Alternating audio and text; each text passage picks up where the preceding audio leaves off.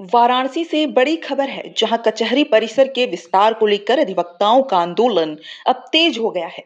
Banaras bar association के नेतृत्व में वकीलों ने धरना प्रदर्शन शुरू कर दिया है और प्रशासन से जल्द निर्णय लेने की मांग की है। बार एसोसिएशन के अध्यक्ष विनोद कुमार शुक्ल ने प्रेस वार्ता में बताया कि कचहरी के विस्तार का प्रस्ताव सर्वसम्मति से पास किया गया है, जिसके बाद अब चरणबद्ध आंदोलन शुरू कर दिया गया है।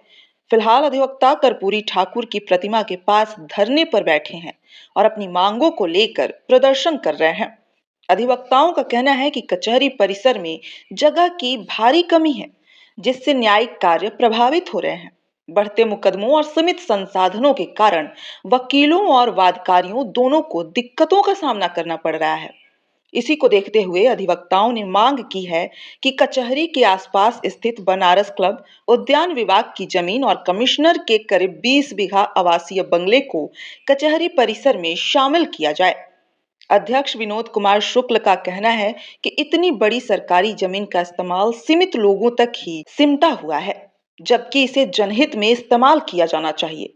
धरना प्रदर्शन बनारस क्लब के सामने कचहरी क्षेत्र में किया जा रहा है, जहां बड़ी संख्या में अधिवक्ता मौजूद हैं। अधिवक्ताओं ने साफ चेतावनी दी है कि अगर जल्द उनकी मांगों पर फैसला नहीं हुआ तो आंदोलन को और व्यापक किया जाएगा और प्रशासन का घेराव भी किया जा सकता है। वकीलों का कहना है कि यह आंदोलन सिर्फ उनके हित के लिए नहीं, बल्कि आम जनता को सुलभ और त्वरित न्याय दिलाने के लिए है। मैं विनोद कुमार शुक्ल, अध्यक्ष बनारस बार एसोसिएशन वाराणसी। किस लिए धरना दिए हैं, क्या है बनारस का खेल? देखिए,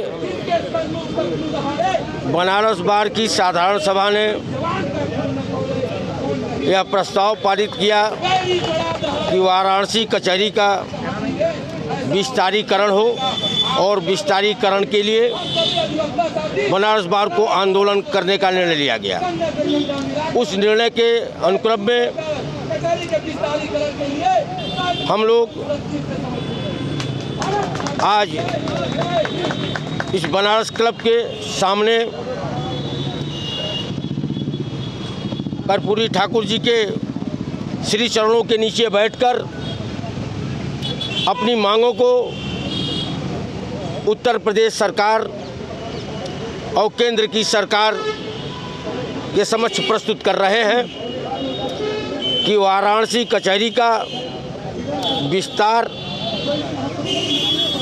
निहायत ज़रूरी है और वाराणसी कचहरी के आसपास बनारस क्लब उपलब्ध है, जो आम जन के सर्वजन के हिताय में कोई कार्य उसका नहीं है।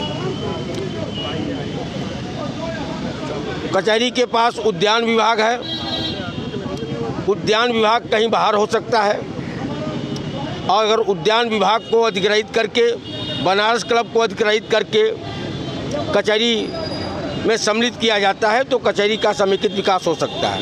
उसके साथ साथ कमिश्नर महोदय का जो आवासीय बंगला है 20 बीघे में है और यह अंग्रेजी हुकूमत के समय से वो बंगला था और यह अंग्रेज़ों की हुकूमत नहीं है, हम भारतवासियों की हुकूमत है और अपने हुकूमत में किसी कमिश्नर को इतने बड़े आवास की, इतने बड़े बंगले की आवश्यकता नहीं है। इन सभी भूमियों को मिलाकर न्याय परिसर को विस्तृत किया जाए, विस्तार किया जाए और आम जनता जो यह कचहरी बनारस जनपद के केंद्र में है, इस कचहरी पर आने जाने के लिए हर दिशा से संसाधन उपलब्ध हैं, इसलिए और सुरक्षा की दृष्टि से भी है और आम जनता के भी दृष्टि से है।